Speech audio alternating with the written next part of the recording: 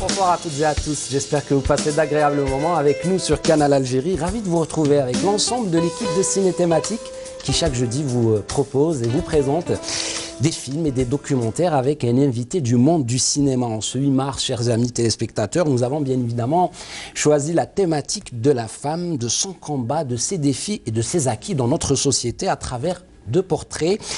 Eh ben, le premier, c'est celui d'une femme pêcheur du côté de Erziou et le deuxième est celui d'une femme de l'Arwat. C'est une jeune chanteuse d'une beauté exceptionnelle et d'un talent exceptionnel. Et on termine bien évidemment notre soirée avec un long métrage, un film intitulé L'envers du miroir qui traite d'un sujet tabou, celui des mères célibataires en Algérie, et signé le film par Nadia Labidi. Toute l'équipe de Ciné Thématique, à leur tête bien évidemment le réalisateur Nabil Tribesh, vous souhaite mesdames une bonne fête.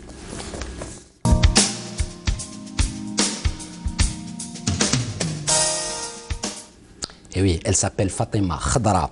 Nedjet, des femmes courageuses ayant choisi de faire un métier dangereux et difficile, quasiment pratiqué que par les hommes. Ce métier est celui de prendre la mer, et avec bien sûr des petites barques pour ramener du poisson et faire nourrir sa famille. Elles sont belles et dignes, courageuses et déterminées. C'est une leçon de vie qu'ils nous donnent. Je vous propose, chers amis téléspectateurs, de découvrir un extrait de votre premier documentaire de ce jeudi soir.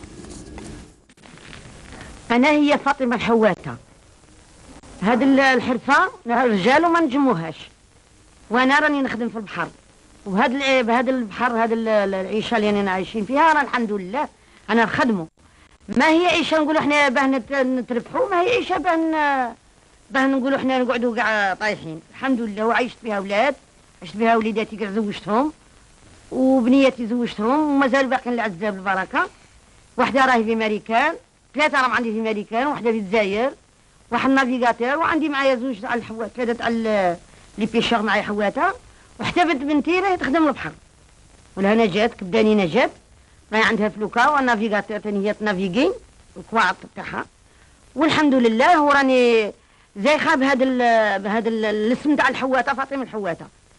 لا خاطر شي مناش راني نهضر عليها فاطمة الحواتة، راه خاطر شي رجالة اللي حاسبين على رواحهم تاكلين على درعتهم وما يخدموش هذه الحرفه، باسكو هذا البتي ميتي صعيب بزاف. ما هو شاليتي، ما هو قليون، بس بتي ميتي فيه الخوف وفيه لي ريسك بزاف. ماشي نقولوا حنايا بابور كبير كيما لي شاليتي وكيما قليون، هذا بوطي صغير نقولوا حنايا بصح عايشين رواحنا فيه ونخدموا، عندنا كاع لا فولونتي تاع. Oui. Quel courage. Alors, simplicité, générosité, beauté et humilité. Le sourire de la jeune Fatima Lamaria et son courage est une véritable leçon de vie à ceux qui baissent les bras au moindre problème qui surgissent dans la vie. Son combat au quotidien contre les préjugés et l'ennui dans une vie où la femme n'a pas vraiment beaucoup de place est une véritable leçon, encore une fois, et un exemple à suivre. Je vous propose un extrait de votre deuxième documentaire de la soirée, Fatima Lamaria, un exemple de vie. اليوم راني راح أكثر من العرس. خير ان شاء الله. كنت عارفه انت فرحك تفرحي لي، انا حنسجل في الاذاعه. مبروك عليك. الله يبارك فيك. مالا ساي القنبوس. خلاص دوك القنبوس في عين ماضي، دوك راني في القوار. تفاصيل راكي لبست وخرجيتي ودخلتي كيما تحبي. خلاص درك. مبروك عليك عماريه. الله يبارك فيك. يا اخي يقولوا الغنى حرام. يا اخي الاسلام دين ودنيا، وشنو حرام؟ كيدورون بان انا في التلفزيون نسجل في الاذاعه تقول لي حرام، هي خلينا. قطينا من الهضره هذه، سمعينا صوتك شويه، غنينا شوي. بدك نغني اختي. وتجاني اختي مثل طبطه ويا قطب الصلاح نشفك حالي. وتجاني اختي مثل طبطه ويا قطب الصلاح ما شفك حالي. Ouais, j'aurais aimé que la chanson reste parce qu'elle a une magnifique voix et puis c'est des textes de notre patrimoine. Restez avec nous sur Canal Algérie, bien évidemment, car la soirée va débuter En plus, si vous voulez réagir avec nous, poster vos commentaires, faire vos critiques, eh ben, désormais, la page Facebook de Canal Algérie, elle existe.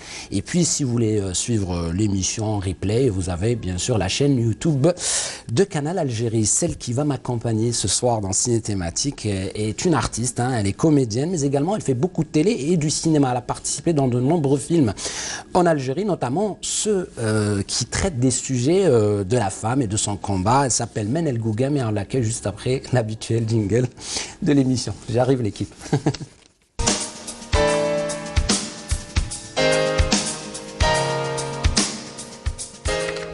Menel Gougam, bonsoir. Merci d'avoir accepté l'invitation de Canal et ça fait vraiment plaisir d'avoir une femme et une jeune à la fois. Ça fait longtemps qu'on n'a pas reçu de jeunes. Déjà, merci Amir, merci de m'avoir invité et surtout merci pour cette émission qui a un comptoir dédié au cinéma sur la télévision nationale, ce qui est énorme. Super. Merci beaucoup. Et je rappelle aussi que vous êtes une consoeur parce que vous aussi, vous avez animé une émission qui a bien marché à Al Jazeera, hein, donc, qui parle des métiers du cinéma et bien évidemment des actualités, les news du cinéma algérien. C'est important. Est-ce que vous pensez qu'aujourd'hui en Algérie, on a un manque de cinéma, enfin d'émissions cinéma consacrées au cinéma, au métier de l'art? En fait, je pense que déjà dans notre société, il y a eu un décalage à cause de la décennie noire. Oui. Donc, c'est toujours le même sujet, c'est toujours les mêmes choses. Donc, notre population ou le peuple algérien s'est un peu détourné de ça. Il ne se donne plus du temps pour lui-même, il ne fait que travailler, rentrer à la maison, il ne se donne plus le temps d'aller au cinéma, de découvrir des films, alors qu'avant, nous qui sommes le peuple de cinéma Talhet, on ne manquait pas, lors des années 70, 80, là où j'existais pas, hein, on ne manquait pas l'occasion de regarder un film, le dernier film américain ou bollywoodien, etc. Et c'est là où les émissions de cinéma interviennent, parce qu'elles sont là pour renouer cette relation qui n'a jamais cessé d'exister entre le public algérien et le 7e art.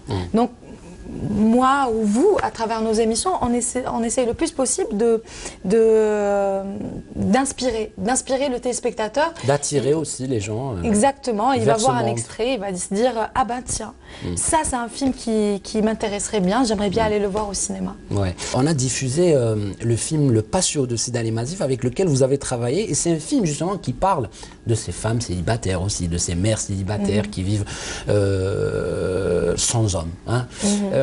Quand vous avez participé dans ce film-là, est-ce que c'était par engagement? Vous étiez conscient du rôle qui vous a été attribué? Il était très important. Hein. Est-ce que vous l'avez vécu, je veux dire, dans le sens où vous avez compris un petit peu la peine, la douleur, la difficulté de ces femmes qui vivent dans une société comme la nôtre? Effectivement, c'était exactement la raison qui m'avait poussé à travailler avec Monsieur Mazif. Monsieur Mazif, je le connaissais déjà parce que j'avais déjà vu Sueur Noire, son documentaire sur les mineurs, et Leïla et les autres. Donc j'aimais énormément son travail, je trouvais ça admirable qu'il y ait des réalisateurs aussi engagés, surtout pour une cause qui est la cause de la femme. Il faut croire que la femme algérienne n'a pas réellement attendu une loi pour saisir ses droits. On n'a qu'à aller voir à travers ces documentaires-là, on n'a qu'à voir notre histoire, tous les grands leaders de l'Algérie, c'était des femmes. On a une Tine Hinen, une Dihia, une Fatma Soumer, une Lalasti, etc. etc. Et quand je vois comme ça des scénarios qui traitent de ce sujet-là en 2015 pour dire que oui, il y a des femmes qui se battent pour leur survie, oui, dans une société qu'on appelle aujourd'hui société d'hommes, société qui est dédiée à l'homme. Donc effectivement, si j'ai accepté ce scénario, c'était avant tout à cause du sujet. C'est pour dénoncer un petit peu ce qui se passe et pouvoir avancer, bien sûr, en même temps avec tout le monde. Faire comprendre aux hommes que les femmes, même si elles vivent parfois seules, elles ne sont pas forcément, c'est pas des femmes mal vues, c'est pas des femmes de mœurs légères, on va le dire comme ça. Exactement. Il faut arrêter de penser pas comme ça. Pas réellement une dénonciation, c'était beaucoup plus une dédiabolisation. Parce qu'on a tendance à penser qu'une femme qui vit par elle-même, donc elle n'a pas d'homme pour la surveiller, donc forcément elle va dériver, parce que elle qui manque de cerveau et de piété, c'est-à-dire la femme mineure qu'on doit surveiller. surveiller tout le temps, on doit diriger tout le temps. Exactement, c'est ça. C'est que alors qu'on voit des femmes qui, dans les hautes montagnes de Kabylie, restent jusqu'à des heures très tardives dans la forêt pour amener du bois pour chauffer un foyer, pour chauffer l'homme qui rentre au foyer, par exemple. Ou bien on trouve des femmes dans le désert qui peuvent voguer des kilomètres et des kilomètres sans accompagnant, sans Comme on homme, trouve etc. aujourd'hui des femmes dans des métiers auparavant Insolites, consacrés aux hommes. Hein. Maintenant, on a des femmes pilotes, on a des femmes gendarmes, on a des femmes juges, taxieurs, et on a des femmes réalisatrices, caméramans. Donc, voilà, il faut avancer et faire bouger les choses et les mentalités, un petit peu les ouvrir, on va dire. Manel, tout à l'heure, vous m'avez parlé de préjugés de la société. Parfois, c'est difficile de vivre dans une société qui porte des préjugés. Est-ce que vous le ressentez, vous, en tant que comédienne? Ça fait, je crois, 5-6 ans que vous êtes portée sur l'écran, ça fait 5 ou 6 ans que vous fréquentez ces milieux artistiques, cet environnement culturel. Est-ce que, quand vous êtes dehors, est-ce que vous sentez ce regard? Est-ce que vous sentez une certaine, parfois, agression ou pas du tout? En fait, je ne sais pas pour les autres, mais pour ma part, j'ai jamais vraiment eu ce problème par rapport à ça. Au contraire, moi, dans mon métier, je fais tout pour montrer la meilleure image qui soit des gens qui apparaissent à l'écran. Quand on est une personne qui apparaît à l'écran, que ce soit le grand ou le petit, on est forcément ambassadeur de ce que l'on fait. Donc, on doit bien parler, on doit véhiculer des informations, on doit savoir instruire et vérifier tout ce que l'on dit. Donc j'essaie de renvoyer une image positive aux téléspectateurs pour dire que mon métier est un métier justement qui nourrit non seulement l'âme mais aussi l'esprit et la culture. Donc nous créons des images, ce sont des images qui resteront, car nous ne resterons forcément pas. Et nous essayons aussi de protéger le patrimoine culturel algérien. En fait, moi, ce que j'avais remarqué, par contre, c'est que la femme, ici en Algérie, elle est beaucoup plus épanouie, ou elle est beaucoup moins stigmatisée dans les régions qui sont en dehors des grandes villes. Je trouve que dans les petits villages, que ce soit en Kabylie, ou chez les Chaouis, ou à Tlemcen, ou dans vraiment les petits villages, les bourgades comme ça, de l'intérieur algérien, la femme s'exprime librement, elle a parfaitement sa place, elle sort comme elle veut, elle travaille le métier qu'elle veut, elle est agricultrice, tisseuse, etc. Elle a même les mêmes métiers que l'homme. Alors que dans les grandes villes, par contre, c'est beaucoup plus compliqué pour une femme de s'épanouir. Qu'elle soit étudiante ou médecin ou avocate, etc. Elle ne peut pas faire certaines choses que les autres femmes de ces villages peuvent faire. D'accord. Et ça, c'est incroyable. Ça, c'est les acquis de la société algérienne. Et encore une fois, vous les avez bien rappelés par rapport à ces femmes exemples que vous nous avez rappelés, la Fatma Soumer, Poupacha, Hassiba Bomboueli, toutes ces femmes. Et puis, en arrivant jusqu'à cette génération des années 90, c'est 100 000 femmes qui sont sorties un jour, un 22 mars, je crois, dans les rues d'Alger pour dénoncer le terrorisme, pour dénoncer la violence, l'intégrisme et le radicalisme religieux. Bizarrement, ça n'existe pas dans ma génération à moi. Justement, parce que là, vous me tendez la perche. Est-ce que vous êtes conscient de cette histoire récente de la femme algérienne? Est-ce qu'aujourd'hui, vous portez le combat qui a été initié d'abord par ces femmes qui ont essayé de faire bouger les choses au niveau du code de la famille, essayé de faire bouger les choses par rapport à la liberté d'expression, par rapport à cette femme opprimée? Est-ce qu'il y a cette conscience-là de porter cette responsabilité, j'y arrive, de transmission quand on est jeune comédienne, qui fait la télé, qui véhicule, qui est énormément consultée sur la toile aujourd'hui par des jeunes?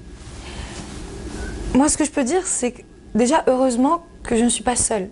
Heureusement que je rencontre des jeunes femmes et des jeunes hommes aussi qui prennent cette cause réellement à cœur. Que ce soit dans l'univers artistique qui est le mien ou d'autres corps des métiers. Mais je pense qu'aujourd'hui, le plus grand problème de la femme, c'est pas réellement la présence de l'homme ou l'homme qui s'impose, c'est la femme en elle-même. D'accord. C'est que la femme ici, plus elle essaye de s'épanouir, plus il y a d'autres femmes qui la freinent. Moi, par exemple, quand je vois certaines femmes politiques qui font le buzz, moi j'appelle ça le bad buzz sur les réseaux sociaux et tout, et quand j'entends leur discours oui. sur la femme, sur la condition de la femme, comment la femme elle doit faire, etc., etc. Déjà, elle fait de la femme un sujet. La femme, c'est un XX opposé à XY, c'est pas un sujet politique, etc. Donc arrêtez déjà. Mais quand je la vois en train de parler de la femme, comment elle doit faire, elle doit par rapport à, elle parle jamais de l'homme, ses obligations, etc. Je trouve ça tout simplement à vomir. Voilà. D'accord, c'est trop fort, hein. Le mot est trop fort. Oui, je sais. Mais ça reflète en fait une réalité assez mais c'est une difficile femme aussi. qui se dit se battre pour une certaine société. C'est une femme qui se dit avoir des enfants et qu'elle élève. Donc, et c'est une femme aussi qui se dit parler au nom des jeunes qui viennent aujourd'hui et qui tiennent ce genre de propos. Moi, je me dis... qu'est-ce qui s'est passé? C'est à quel moment de l'évolution de la population algérienne? Il y a comme une marche qu'on a ratée. Exactement. Hier soir. Oui. Donc, avant de venir à l'émission, je suis venu vers vous pour vous donner les films de ce soir. Enfin, c'est important, c'est le but un petit peu de cette émission, c'est de créer ce dialogue, votre appréciation de ce qu'on diffuse. Et on a commencé avec ces femmes pêcheurs, hein, et qu'on va diffuser dans quelques minutes. Est-ce que c'est pas l'une des plus belles réponses à ces femmes qui peut-être pensent que la femme est mineure et elle ne peut pas faire des tâches quasiment exclusives, j'allais dire, aux hommes, hein? Parce qu'aujourd'hui, prendre la mer, c'est un métier avec toute une philosophie, le macho avec le Shanghai, etc. Et là, on voit une femme comme Fatima et Nadjet et tout qui viennent et qui enfin plus hein, de leur adhésion à ce métier, eh ben, elles supervisent les hommes. Déjà, elles sont tellement belles, ces femmes-là. Oui. Elles sont tellement belles. Moi, quand je les vois, quand je les voyais comme ça préparer le fil de pêche, la barque, etc., oui. Je me disais, quand je la voyais en train de tisser justement avec le fil de pêche, je me disais, mais oui, il n'y a qu'une femme qui peut parfaire ce genre de métier. Oui. Il n'y a qu'une femme qui puisse le faire aussi méticuleusement, découper le poisson, le mettre dans la canne à pêche, etc., dans l'hameçon, etc. Et puis après, je me dis, ah, finalement, c'est très féminin comme métier. Et là, je vois Nadjet, qui est la petite fille, toute frêle, toute mimi, qui porte un moteur de bac sur l'épaule. Et je me dis, ah ouais, quand même. Genre, ces femmes-là, elles ont réussi ça. Moi qui pleure à chaque fois que j'ai un bobo quelque part.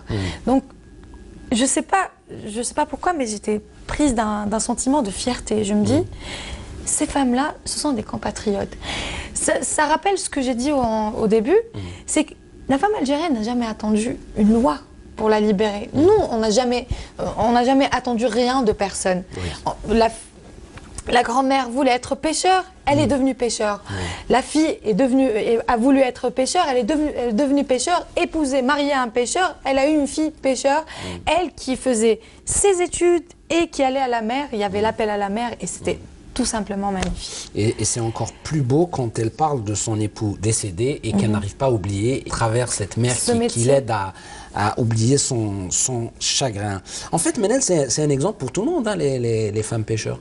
Que ce soit pour les hommes ou les femmes d'aujourd'hui. Bah oui. Parce qu'aujourd'hui, avec toutes les facilités qu'on a dans nos vies, voilà, on a le transport, on peut aller travailler dans des endroits où il y a des chaises confortables, et on se plaint. Vous ne croyez pas que c'est des exemples à suivre C'est des exemples à suivre, oui, parce que déjà nous on se plaint, on n'est pas heureux, on a tout, on a nos smartphones, nos Internet, etc., notre bureau, et on est malheureux. Alors que ces femmes-là, elles sont heureuses. Parce qu'on dit choisis le métier que tu aimes, tu ne travailleras jamais de ta vie. C'est ça. En fait, ce qui est intéressant dans ce documentaire-là, c'est la passion. C'est cette femme-là qui voulait pas quitter la mer, qui voulait rester là, qui voulait travailler, qui emmène son petit frère avec elle. Hein, et c'est elle qui gère le moteur, c'est elle qui gère la barque. Et c'est vraiment poignant quand on voit ce documentaire-là par rapport à cet angle. Effectivement. Et puis, vous nous donnez envie de faire découvrir à nos amis téléspectateurs le premier documentaire. Il s'intitule donc Les femmes pêcheurs, hein, donc du côté de Elzio, hein, et ça se passe dans les années 90 en plus. Hein, donc vous voyez un petit peu le contexte politique de l'époque, la difficulté de l'époque, et c'est des femmes qui bravent justement cette période difficile pour dire que la vie continue, il y a de l'espoir et qu'on peut vaincre tous les problèmes qui surgissent dans un moment ou un autre dans notre vie ou dans nos vies. Sans plus tarder, eh ben, on se donne rendez-vous dans 20 minutes, toujours avec Manal Gouguin, présente sur le plateau de Ciné Thématique. Et bien, si toutefois vous voulez réagir, vous laissez vos commentaires, vos critiques sur cette émission, sur cette thématique consacrée aux femmes, vous n'avez qu'à poster vos messages sur la page Facebook de Canal Algérie. À dans 20 minutes.